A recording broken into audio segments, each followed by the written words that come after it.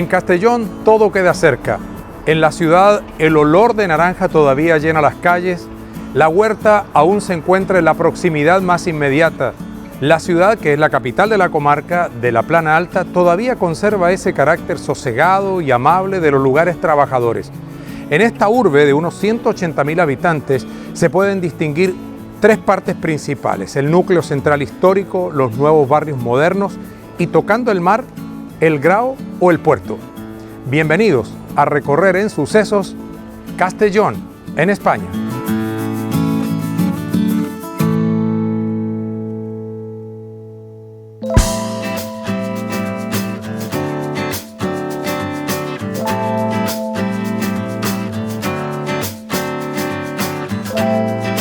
El clima es generalmente excelente y eso siempre es una ventaja.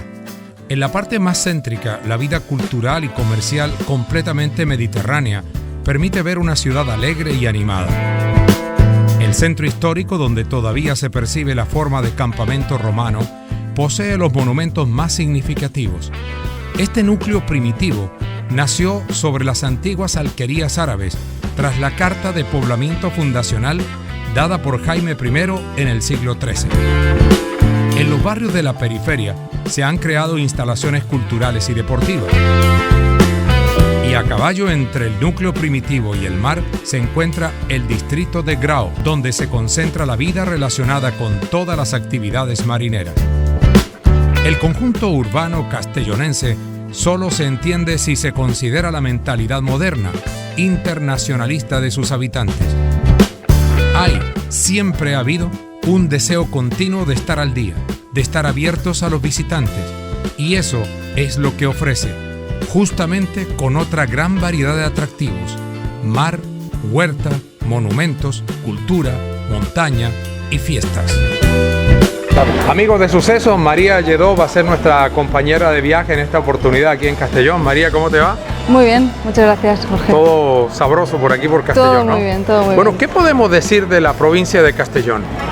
De la provincia de Castellón podemos decir muchísimas cosas. La provincia de Castellón, tenemos costa, de hecho a nivel nacional se nos conoce por las playas que tenemos, 120 kilómetros de costa, y después tenemos montaña, y además esa extensa zona llana entre las montañas costeras y las montañas del interior, que nos dan frutos como la viña, el almendro, el olivo. En la costa tenemos el naranjo.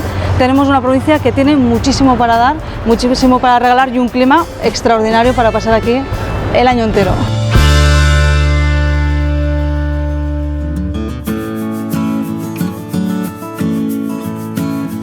En Castellón, en la última década del siglo XIX, el principal cultivo era el cáñamo, que fue perdiendo fuerza con los años y que finalmente tuvo que ser sustituido por otro que arraigó rápidamente: la naranja. Los datos de tráfico de exportación de naranja que se manejan en el puerto de Castellón ofrecen una idea de cómo fue esa evolución a principios del siglo XX. Desde el citado puerto se exportaban 50.000 toneladas de naranjas. En 1913 la cifra asciende al doble y en 1930 supera las 120.000 toneladas. Bueno, Castellón, gracias al clima que tiene, más de 300 días de sol al año, es una capital que siempre ha vivido de la agricultura. De hecho, hemos sido agricultores desde los inicios de la ciudad, en el siglo XIII y antes de la Reconquista también. De hecho, es de la mano de la agricultura que entramos en la revolución industrial. En el siglo XIX se produce un gran cambio en el cultivo de la ciudad. Nos dedicábamos básicamente al cáñamo y de repente lo introducimos la naranja. La naranja será la clave que permitirá, ¿no?, que aparezcan labradores que tienen un poquito más de poder económico, más que los demás. Aquí, en el 1888, muestra de este crecimiento económico es la creación de un tren de vía estrecha entre Honda y Castellón, el puerto de Castellón, para sacar del interior de la provincia la naranja y ese otro gran motor económico que tenemos en la provincia, que es el azulejo. Naranjas y azulejos que desde el interior de la provincia se van al puerto de Castellón para exportar, y de aquí vendrá toda nuestra riqueza. Bueno, este tren de vía estrecha lo llamamos cariñosamente la panderola, cariñosamente porque se pueden imaginar en las pequeñas y estrechas calles de Castellón una locomotora a vapor negra a carbón que atravesaba estas calles. La panderola, la cucaracha en valenciano, es el nombre de este tren que estuvo funcionando hasta el 1963 y que por falta de mantenimiento dejó de funcionar.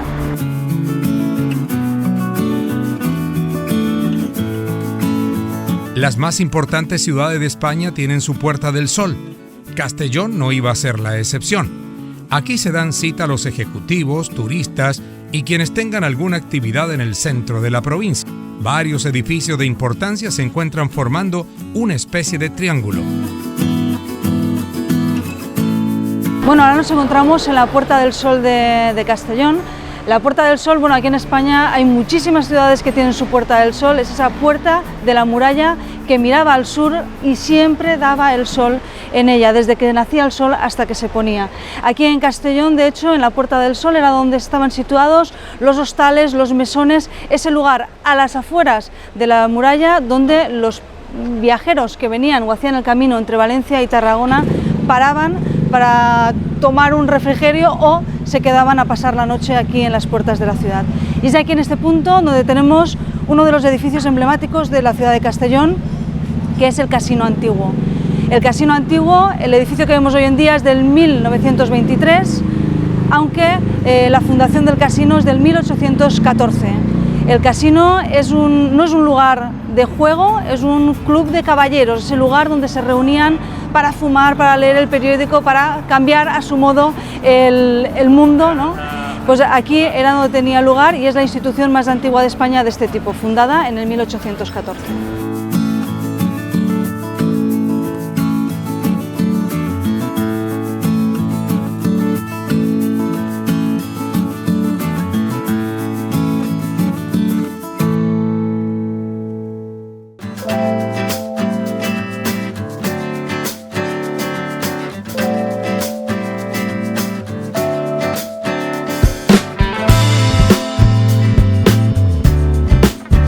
Ahora estamos en lo que es el corazón de lo que fue la villa medieval. Estamos en la calle En Medio, que estaba situada justo en el medio de la ciudad y que se cruza con la calle Colón.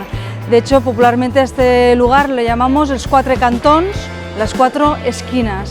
De hecho, aquí es en el punto donde ya antaño se hacía, a partir de las 7 de la tarde, la gente salía de sus casas y era como el centro comercial, ¿no?, que sigue siéndolo hoy en día, empezaba a subir y bajar la calle. Hay un señor americano que pasa por Castellón a inicios del siglo XX y se sorprende sobremanera, dice: no entiendo a la gente de este pueblo, van todos los hombres por un lado, las mujeres por el otro y solo hacen que subir y bajar la calle. Pero era esa manera, ¿no?, que teníamos de entrar en contacto los unos con los otros en nuestro centro comercial, que era la calle En Medio.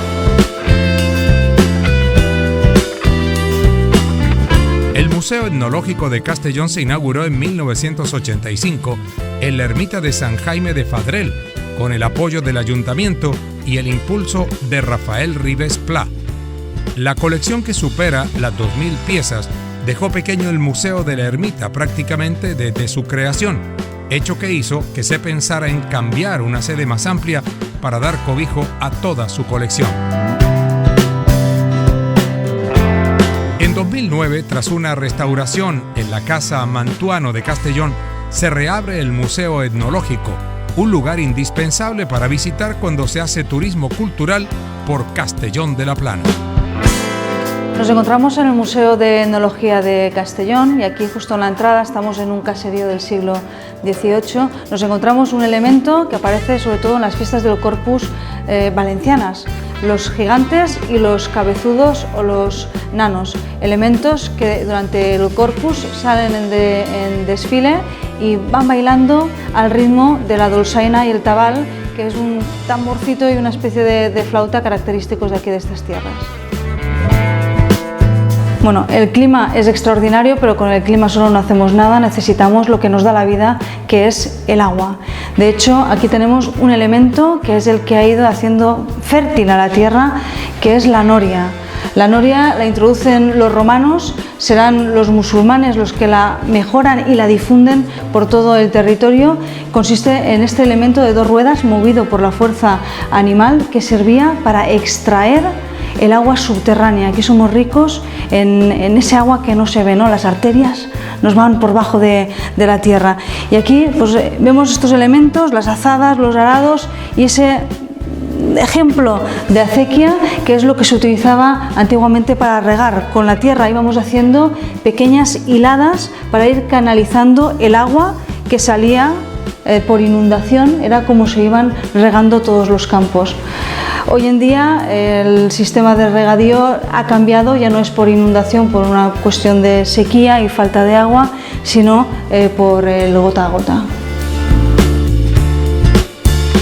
El cultivo estrella de la ciudad de Castellón hoy en día, bueno, de la ciudad de Castellón y de la Comunidad Valenciana, son los cítricos. El 80% de nuestra producción agrícola son cítricos, sobre todo las naranjas y las clementinas. Aquí en este espacio podemos ver todos elementos que se han ido utilizando a lo largo del tiempo, bueno, y que se siguen utilizando cada vez más modernizados en el trabajo del campo. La naranja, de hecho, empieza ahora la temporada, es a finales de noviembre aproximadamente, donde empieza la de la Clemenules, que es la variedad de clementina que se cultiva aquí, y después ya tenemos las variedades de naranja más gorda, la Salustiana y la Nabel, que empiezan en los meses de enero, febrero y marzo.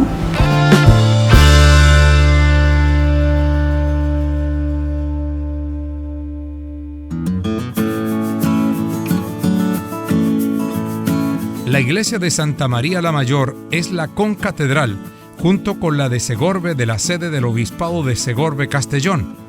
La historia de esta concatedral está llena de avatares desde el inicio de su construcción, que data del siglo XII. De la original iglesia gótica solo quedan sus 3 puertas de acceso, además de algunos elementos ornamentales. Bueno, este es un sitio emblemático aquí en Castellón porque tenemos la catedral, tenemos el mercado, tenemos el ayuntamiento. ¿Qué podemos decir de este lugar? Bueno, acabas de nombrar todos los ingredientes necesarios, ¿no?, para una plaza mayor, como Dios manda. Eso es lo que tenemos aquí, la plaza mayor. Bueno, la iglesia que tenemos detrás es la concatedral de Santa María. La iglesia se construye, una pequeña iglesia, en el momento de la fundación de la ciudad en el siglo XIII. Tenemos ahí varios problemas, que se nos quema en varias ocasiones y la volvemos a reconstruir. De hecho, en el 1936 se incendia durante la Guerra Civil, al inicio de la Guerra Civil, y se desmonta piedra a piedra lo que ha quedado en pie, que son las puertas de acceso, y se vuelve a empezar a montar en el 1940 hasta el 1966. El interior, de hecho, todo lo que tenemos es un estilo neogótico imitando la iglesia originaria del siglo XV.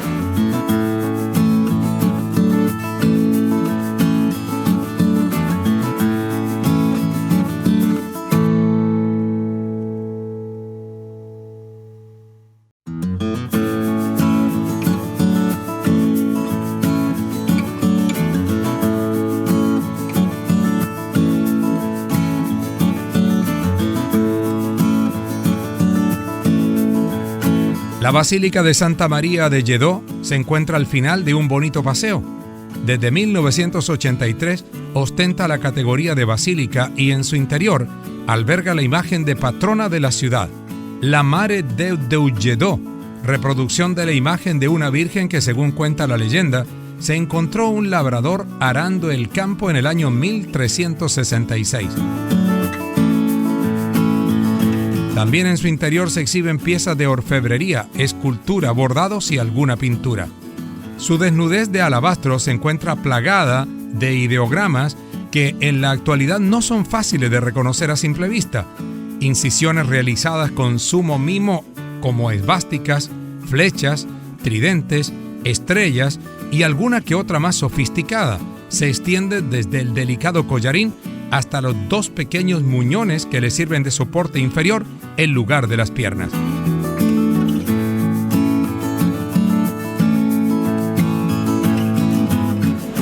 En Castellón, aparte de la concatedral en el centro de la ciudad, tenemos otro edificio religioso emblemático, es la Basílica de Lledó en las afueras. la Basílica del Lledó, la Virgen del Lledó. Tenemos una leyenda, ¿no?, que nos habla de esta Virgen. La leyenda nos cuenta, además es bastante estricta la leyenda, por decirlo de algún modo, que en 1366 un agricultor llamado Peró de Grañana estaba trabajando con los bueyes su campo, cuando de repente el arado se le encalla, los bueyes no van ni para adelante ni para atrás, y empieza allí a forcejear con los bueyes, y de repente los bueyes tiran para adelante, rompen las raíces de un almez, y debajo de las raíces del almez aparece una pequeña imagen de apenas 7 centímetros de altitud. Esta imagen tiene una especie de cabecita, una especie de manitas, que Peró de Grañana considera que es la Virgen. Habla al consistorio, le cuenta esta historia, y en el punto en el que se encuentra, en el que se realiza este hallazgo, empieza a levantarse lo que hoy en día es la basílica. Se construye una pequeña iglesia que, con el aporte de todos los castellonenses, poquito a poco llega a ser el templo que vemos hoy en día y que se acaba de configurar como tal en el siglo XVIII. El almez es en castellano. En valenciano nosotros aquí le llamamos lledoner. Es un árbol con unas raíces y un tronco muy fuertes y con un fruto comestible que se llama el lledó. De aquí viene el nombre de la Virgen del Lledó, la Virgen encontrada en las raíces del lledoner. Esta pequeña imagen de 7 centímetros es una imagen en alabastro datada con más de 2000 años de antigüedad, que probablemente llegó a estas tierras por intercambios comerciales con el otro lado del Mediterráneo. Será en el siglo XVI cuando Lutero se pone a protestar por Europa y que la Iglesia Católica hace una revisión de las creencias y de las devociones de sus pueblos, cuando aquí en Castellón construimos un relicario en forma de Virgen para acoger a nuestra Virgencita. Hoy en día esta Virgen es la que vemos en la Basílica del Lledó. Es curioso su imagen porque es una Virgen que acoge a una pequeña Virgen sin tener un niño en brazos, y es la imagen más antigua que figura a la Virgen María, más de 2000 años de antigüedad.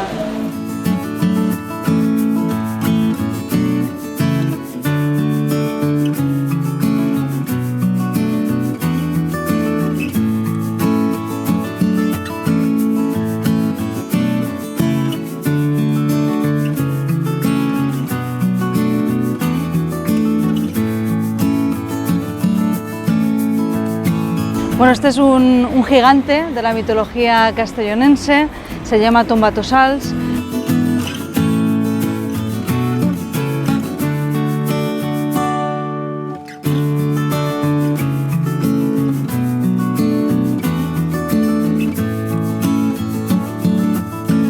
Nos encontramos ahora en el Parque Ribalta. El Parque Ribalta es un parque que nace como una puerta a la ciudad de Castellón.